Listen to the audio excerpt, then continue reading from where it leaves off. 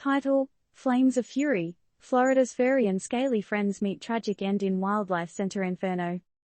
TLDR: The tragic 3 a.m. pyrotechnic nightmare at the Alligator and Wildlife Discovery Center in Madeira Beach, Florida, left nearly all of its 250 diverse residents, including mammals, reptiles, and marine life, either lifeless or injured.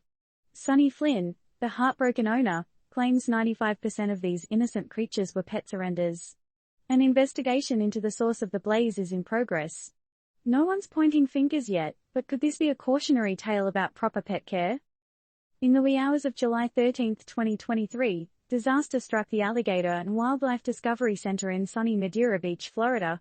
When most of us were counting sheep, a fire blazed through the center, extinguishing the lives of nearly all the animal inhabitants and leaving the surviving few severely injured.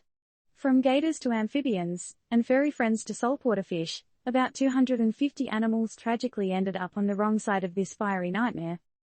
Sonny Flynn, the owner of this Noah's Ark of the Sunshine State, shared his heartbreak with local news outlets, stating, "Nearly all of the animals are gone. We are devastated." And who can blame him? Especially when each of these creatures had a name and personality, as Sonny puts it. Imagine having to greet your pals every morning like a modern-day Dr. Dolittle, only to one day wake up to them gone, victims of an overnight inferno. Heartbreaking, isn't it?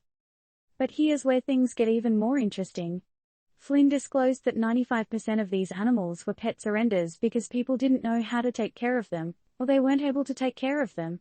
So, they were just regular pets that ended up in a wildlife sanctuary due to human neglect or inability. Think about it. Could this tragic event have been prevented if these animals were in the care of capable owners?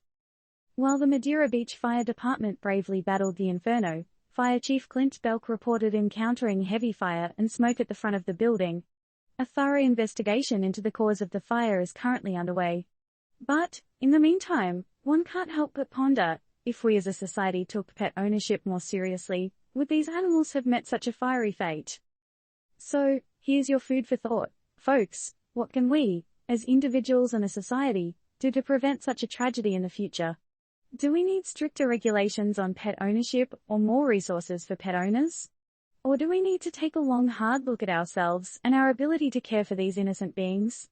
And lastly, could this incident serve as a wake-up call for all of us to become more responsible pet owners? Disclaimer: this article does not provide pet care advice or encourage pet surrendering. Please consult a pet care expert for advice. Note: the news story is factual, based on the information provided by the original source and does not constitute any form of advice or recommendation by Turned Up News. The thoughts and opinions expressed are those of the author, and not necessarily those of Turned Up News.